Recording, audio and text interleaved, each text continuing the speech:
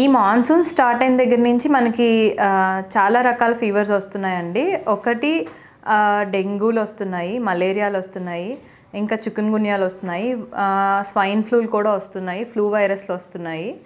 So రకరకాల fevers వస్తున్నాయి.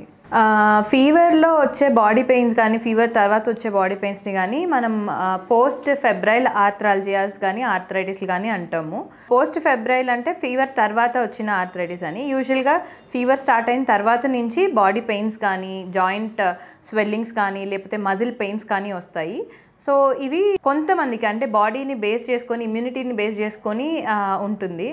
మంచిగా న్యూట్రిషియస్ ఫుడ్ తీసుకొని కొంచెం బెటర్గా ఇమ్యూనిటీ ఉన్న వాళ్ళకి ఏంటంటే ఫీవర్తో స్టార్ట్ అయ్యి ఫీవర్తో అయిపోతుంది. బట్ వైరస్ బాడీలో ఉన్నన్ని రోజులు కూడా మనకి ఫీవర్తో పాటు బాడీ పెయిన్స్ అవన్నీ రావచ్చు.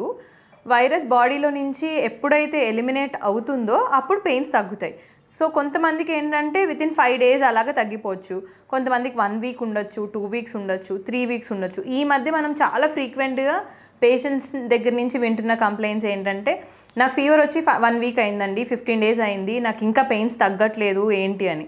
సో ఫీవర్తో సంబంధం లేదండి. వైరస్ ఫీవర్ తగ్గిన తర్వాత కూడా బాడీలో కొన్ని రోజులు ఉండొచ్చు. సో అలా వైరస్ ఉన్నన్ని రోజులు కూడా మనకి పెయిన్స్ ఉంటాయి. అండ్ మనం దానికి యూజువల్గా ఏంటంటే ఎక్కువ పెయిన్ కిల్లర్స్ కూడా సజెస్ట్ చెయ్యము. నాన్ స్టిరాయిడల్ యాంటీ ఇన్ఫ్లమేటరీస్ అంటాం. అంటే పారాసెటమాల్ ఇవన్నీ కూడా దాని కిందకే వస్తాయి. సో అలాంటి మెడిసిన్సే పెడతాము.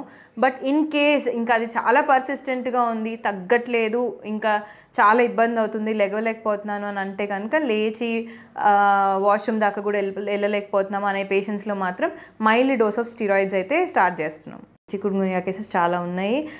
బట్ ఇప్పుడు తగ్గాయి. బట్ అక్టోబర్లో అయితే చాలా చాలా ఫ్రీక్వెంట్గా చూసాం కేసు.